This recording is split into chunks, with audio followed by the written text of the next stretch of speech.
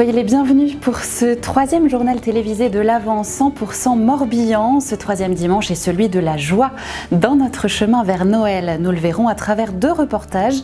Le premier nous amène à Plecadoc où plus de 200 crèches ont été confectionnées dans la joie, justement par les habitants. C'est à découvrir à partir de ce dimanche.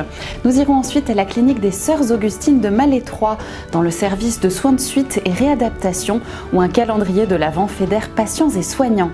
En fin de journal, nous nous tournerons avec l'association La Tilma vers Notre-Dame de Guadalupe, fêtée ce 12 décembre. Mais d'abord, direction le sanctuaire marial très ancien de Josselin.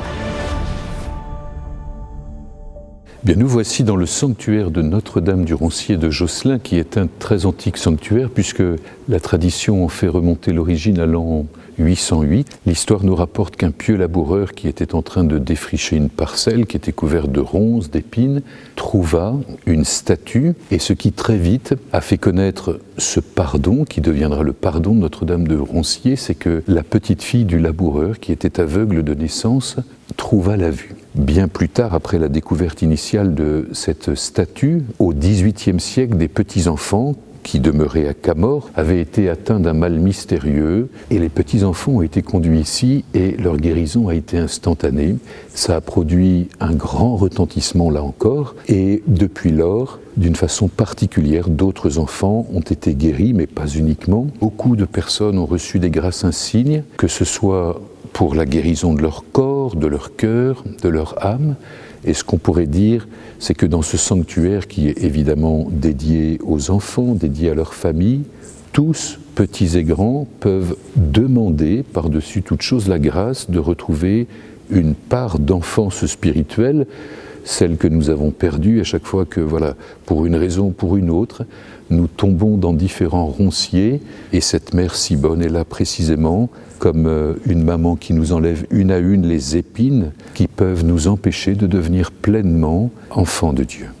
Ce temps de l'Avent, c'est une marche qui se fait dans la nuit, dans l'espérance du jour qui va se lever, et nous demandons spécialement à Notre-Dame, à la Vierge du Roncier, qu'elle nous aide à dessiller nos yeux, qu'elle nous aide à nous habituer progressivement à la lumière grandissante de son Fils venu dans le monde pour nous sauver. En définitive, c'est la condition même de notre vie. En marchant, nous nous préparons à la naissance éternelle d'enfants de Dieu que nous connaîtrons quand nous aurons passé le seuil de cette vie. Des crèches de Noël de toute taille et de toutes les couleurs sont à découvrir cette année encore à Plecadoc. Pour les fabriquer, tout le monde s'y met. Les habitants, la mairie, la paroisse, les commerçants. Suivez le guide.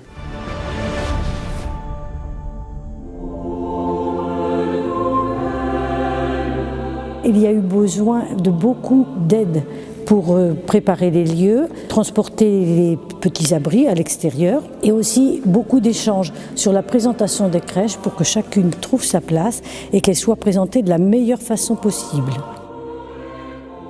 L'attente de Noël, c'est un peu long parce que pour fabriquer une crèche, il faut d'abord l'imaginer, collecter les matériaux et après se mettre à l'ouvrage. C'est aussi heureux de voir participer en plus cette année des jeunes adultes.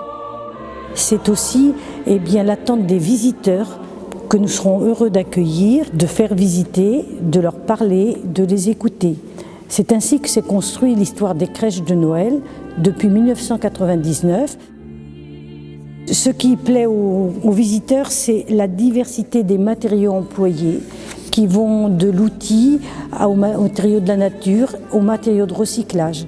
Tout autour de ça, il y a tout ce qui est échange, dialogue avec les visiteurs, les uns avec les autres.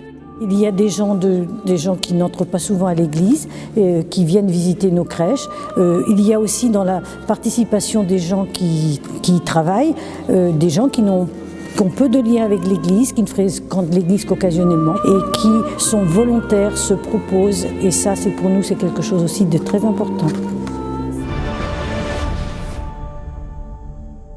Un esprit festif visible aussi à la clinique des Augustines hospitalières de la Miséricorde de Malétroit, tout particulièrement pendant l'Avent.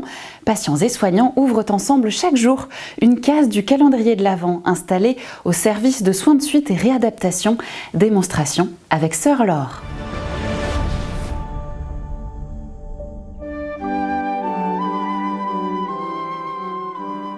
comment ça va aujourd'hui? Ça va, ma sœur. Prête au tirage? Oui, tout à fait, oui. Comme tous les jours, nous allons procéder au tirage de la personne qui va gagner pour le calendrier de l'Avent. Ce que nous avons réalisé cette année, c'est un petit train fait main, voilà, avec les patients.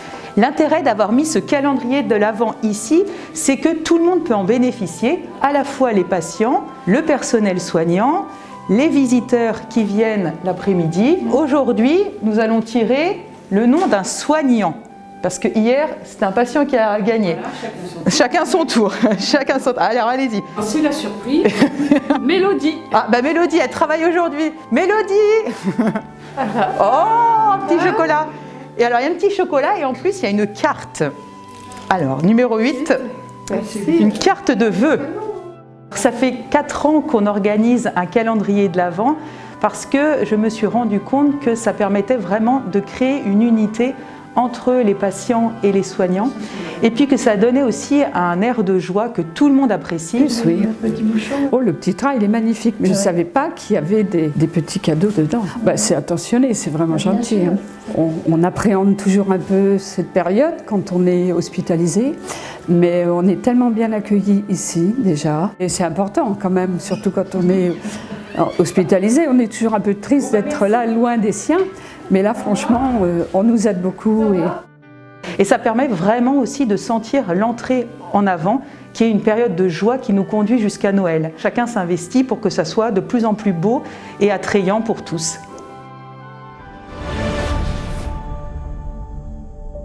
L'attente joyeuse qui se creuse jour après jour, une réalité vécue très concrètement par les mamans accompagnées par la Tilma tout au long de l'Avent. Au sein de cette association vantaise, les femmes enceintes en grande difficulté sont hébergées. Explication de Gwenaëlle Chauvin, la présidente de la Tilma.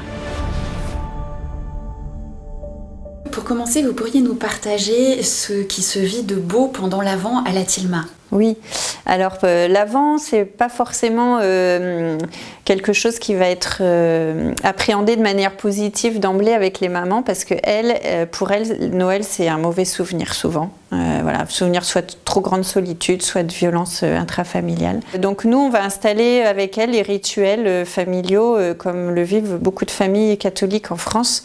Donc l'installation de la crèche, la préparation d'un calendrier de l'Avent avec des petites choses à lire chaque jour ou des petits cadeaux qui vont les mettre dans cette dynamique de l'attente. Il y a les petites cartes. On va les regarder, mais regarde ce qu'il y a dans le fond. Et puis effectivement la préparation du sapin avec elles. Et puis le 25 décembre, une fête. Elles sont accueillies dans une famille de la Tilma et puis elles vivent la fraternité, la joie. Ce qui les touche beaucoup, c'est la pauvreté de la crèche. Jésus qui est arrivé voilà, comme ça dans un environnement tout petit, tout pauvre, et ben, elles, ça les rejoint parce que d'une pauvreté peut naître un trésor. Bien plus grand, ça leur donne beaucoup d'espérance. La Tilma a choisi de se mettre sous la protection de la Guadeloupe depuis le démarrage de l'association il y a 10 ans, parce que c'est une vierge enceinte. Et puis il y avait ce lien, en fait, un ruban pourpre qu'elle portait sous la poitrine de manière à symboliser l'attente et le Christ qui était en elle. Voilà, donc c'est vraiment une vierge de l'Avent, qui a une grande importance pour nous, pour la Tilma. Elle est venue consoler un peuple qui se déchirait à cette époque-là, apporter la paix, apporter la miséricorde, voilà, comme une mère prend soin de ses enfants. Merci d'avoir suivi ce nouveau journal télévisé de l'Avent. Ne manquez pas la dernière édition la semaine prochaine. Notre finale, comme d'habitude, en musique avec l'un de nos beaux cantiques bretons de l'Avent.